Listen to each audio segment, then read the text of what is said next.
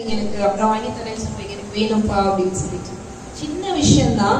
அப்பானால முடியும், கேட்டவங்க செய்யறதுக்கு அப்பானால முடியும். ஆனா அந்த நேரத்துல அது அவருக்கு அவசியம் இல்லை அப்படிங்கிறதுனால அப்பா என்ன பண்ணாரோ அப்புறம் வாங்கி தரேன்னு சொல்லிட்டாராம். அப்புறம் 2 பேரும் வாக்கிங் போயிட்டு வீட்டுக்கு போயிட்டாங்க. வீட்டுக்கு போனதுக்கு அப்புறமா அப்பா அவருடைய பாக்கெட்ல இருந்து ஒரு பேக்கெட் ஃபுல்லா பலூன் எடுத்து கொடுத்தாராம். அப்பா என்ன பண்ணாரா, பேக்கெட் ஃபுல்லா இருக்கிற பலூனை பாக்கெட்ல பேக்கெட் வச்சுட்டு அப்பா வந்தாராம். அல்லேலூயா. பாருங்க, வெளியில இருக்கும் போது பலூன் வாங்கி கொடுத்த காத்துல அப்படியே பறந்து போயிருக்கும். அவனால சந்தோஷத்தை ரொம்ப நேரம் வச்சிருக்க முடியாது, உடைஞ்சு போயிருக்கும், இல்ல அதை வீணாக்கி இருப்பான். ஆனால் அப்பா என்ன பண்ணாரா, மகனுக்கே தெரியாம ஒரு பேக்கெட் பலூன் வாங்கி பாக்கெட்ல வச்சுட்டு வீட்டுக்கு வந்தானே இந்தாரு கொடுத்தாராம். அப்ப பையனுக்கு எப்படி இருந்திருக்கும்?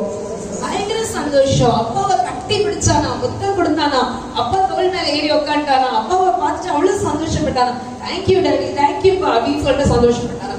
நம்ம ஒரு பலூன் கேட்கிற மாதிரி இங்க இருக்கிறோம்.